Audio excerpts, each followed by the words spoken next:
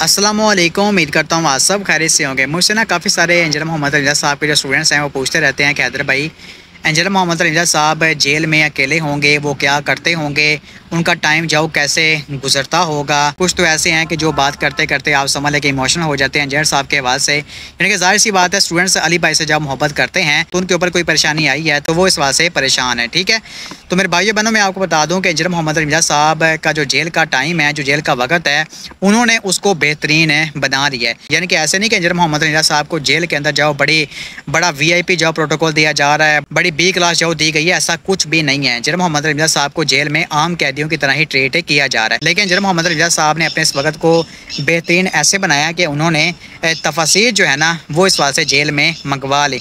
जब हाफिजाबाद जेल में उनको शिफ्ट किया गया तो वहाँ पर इंजीनियर साहब ने तफसीर मंगवा ली थी, और अब जाओ इंजीनियर मोहम्मद रमज़ा साहब जेल में तफसीर पढ़ रहे हैं, कुरान पाक को जाओ इस वास्ते वो पढ़ रहे हैं और मजीद जाओ इस वास्ते तहकीक कर रहे हैं। और अली भाई के जो वकील हैं ताहिर अयूबी भाई, उन्होंने बताया भी कि इंजीनियर मोहम्मद रमज़ा साहब ने और ज़्यादा जो कुरान पाक में तहकीक की है, यानी कि अल्लाह पाक की शान के हवाले से, इस्लाम के सच्चे होने के हवाले से और भी जाओ उनको इस वास्ते चीज़ें पता चली हैं। तो इंशाअल्लाह ताला आइंदा आने वाले जो उनके लेक्चर्स हैं उनमें वो उसको बयान करेंगे। ठीक है, इंशाअल्लाह ताला। तो चलिए यहाँ पर आप अयूबी भाई की वीडियो भी देख लें। आखिर में बस मुझको मुख्तसर बता दें कि मसरूफियत क्या है जेल में, यानी कुरान पढ़ रहे हैं, नमाज़ें अदा कर रहे हैं, जरा बताइए।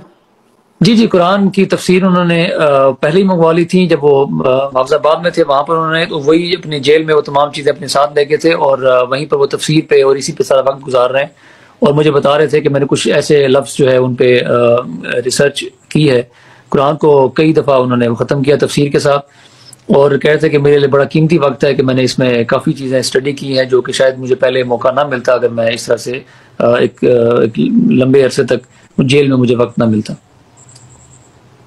हाफिज साहब, आपका बहुत शुक्रिया, आपने अपने हयात मुबारक में से कीमती वक्त अता फरमाया। इसी हवाले से मैं आपको बता दूं कि इंजीनियर मोहम्मद रमज़ा साहब के एक स्टूडेंट हैं काशिफ नवीद भाई। स्टूडेंट इन मानों में कि वो इंजीनियर मोहम्मद रमज़ा साहब को सुनते हैं, पसंद करते हैं, तो उन्होंने जहाँ वो आप समझ लेके कुरान पाक के ऊपर ऐसी तहकीक की है जिसको सुनकर बंदे के मुंह से जब यही निकलता है, अल्लाह अकबर ला इलाहा इल्लल्लाहु अल्लाहु अकबर अल्लाहु अकबर वलिल्लाहिल हम्द। एथियस के साथ जो उस भाई ने जो डिबेट की अवैस इकबाल के साथ, और वहाँ पर कुरान पाक के जो मैथमेटिकल सीक्रेट्स है ना उनको बयान किया, और जो अल्लाह पाक ने चैलेंज दिया ना कि जब मुखालफिन ने कुरान पाक के ऊपर एतराज़ उठाया तब अल्लाह पाक ने फरमाया, अगर तुम्हें शक है उस कुरान पर जो हमने अपने बंदे पर उतारा है तो इस जैसी एक सूरह ले आओ और अपने सब गवाहों को बुला लो अल्लाह के सिवा, अगर तुम सच्चे हो।